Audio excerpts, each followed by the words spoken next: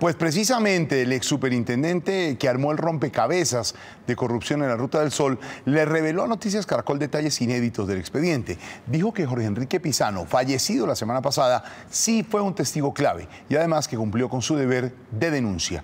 Noticias Caracol investiga.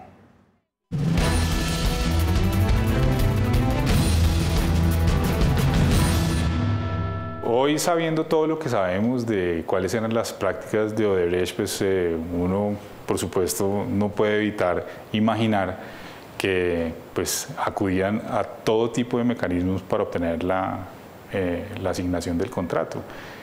Hasta cosas legales. La sentencia irónica es del ex superintendente delegado Jorge Enrique Sánchez, el investigador que durante años documentó la ruta de irregularidades en el millonario negocio de la Ruta del Sol por parte de Odebrecht y su socio Corfi Colombiana. Las pruebas fueron tantas y tan contundentes que el 13 de septiembre pasado la Superintendencia de Industria y Comercio formuló cargos. Según Sánchez, el testimonio del fallecido Jorge Enrique Pizano como auditor interno del negocio fue clave para asignar responsabilidades.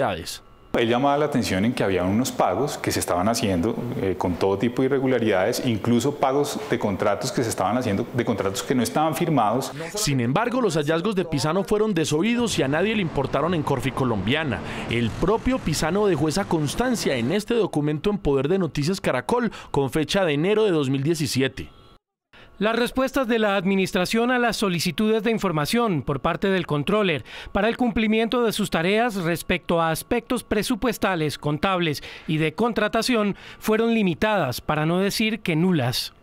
Por supuesto, su función no era, y así lo aclaró varias veces, su función no era la de establecer el pago de coimas o el pago de sobornos por cuenta del contrato, pero sí llamar la atención en cuanto a que habían unos contratos que lucían a contratos fachadas a través de los cuales se estaban desviando unos recursos. En ese rastreo y a pesar de los múltiples obstáculos que enfrentó, Jorge Pizano develó el camino de los contratos fantasmas por el cual se pagaron coimas millonarias, como al ex viceministro Gabriel García Morales, que recibió 6,5 millones de dólares. Hay pagos de la concesionaria que obedecen a la misma mecánica con la que se pagó a Gabriel García y que suman más de 50.000 millones de pesos, que hoy nadie sabe si eran o no sobornos ni quiénes eran sus beneficiarios. 50.000 millones de los que poco se sabe. Hoy solo Gabriel García y el ex senador Bernardo El Ñoño Elías purgan condenas como beneficiarios de estos hechos.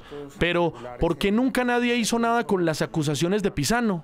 Unos profesionales en hacer negocios.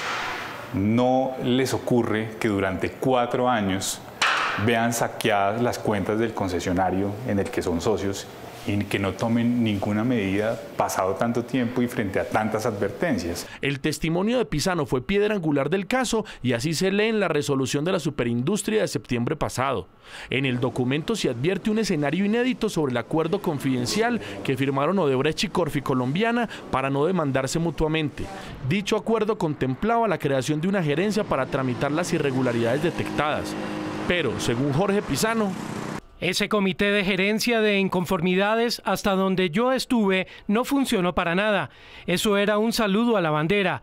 Es como decir, no vamos a tomar más trago en la casa y el trago lo tienen entre el carro. Van y se toman el trago ahí. Dicho en cristiano, para Jorge Pizano no se tomaron en cuenta sus denuncias ni siquiera después del escándalo, pero sí se habrían simulado estos acuerdos para que al interior del concesionario quedara la sensación de que todos estaban haciendo pasito.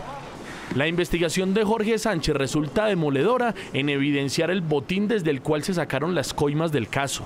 Esas advertencias fueron las que documentó Pizano, evidencias que sí tuvo en cuenta la Superintendencia de Industria, pero que a la Fiscalía al parecer no le interesaron, pues nunca lo llamó a declarar.